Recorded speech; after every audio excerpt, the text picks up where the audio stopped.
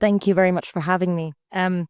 There's this statistic I like to bring out sometimes, which was a study that came out about, I think, a couple of years ago, that showed, shock horror, that uni students have worse mental health than the general population. And I saw this statistic and thought, well, duh. We don't know what we're doing. We're confused. Of course, young people who are in a period of flux, they're thinking about what they want to do with their lives. Of course, we have worse mental health, whatever that means, than the average population. I think this is just something to kind of start with. I think sometimes this picture Zoomers have of boomers as having a very chummy life is to an extent true, but on another level, we are looking to them and we're a bit envious that they have it all sorted out, which we don't yet.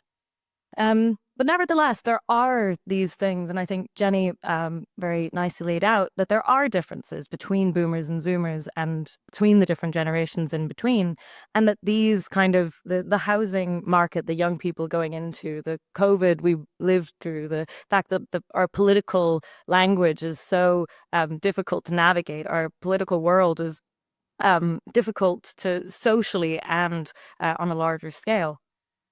But I think that while this is kind of what's going on a societal level, and Zoomers have this picture of boomers as a whole group, and boomers have a picture of Zoomers as a whole group, and everyone has a picture of millennials as a whole group.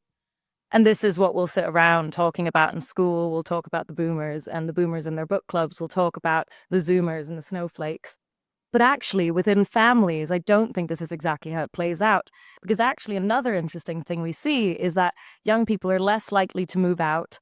People have better relationships with their parents by and large. They have good relationships with their grandparents. There isn't this constant tension that you would expect in this world where we supposedly are so different and think of each other in quite empowering words. So I think what I want to argue is that this is because of an intergenerational touchiness that on the face of it brings us all closer together, but really it ends up tearing us further apart.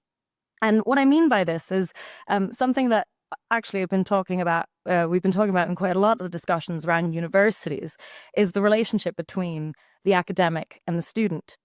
And that in this relationship, it used to be the case that the academic would have clear authority over the student, and the student would have to listen, and there would be differences, and these would be borne out in the kind of conversations that you have. But a lot of what you meet now, if you come to university, and especially if you're someone who's open to, discuss, I used to be history, so if you're someone who is willing to look at the past as a kind of separate place, a lot of the time it's your job to draw out, your professor and kind of show them that you are the right kind of student who they can talk to as a normal student.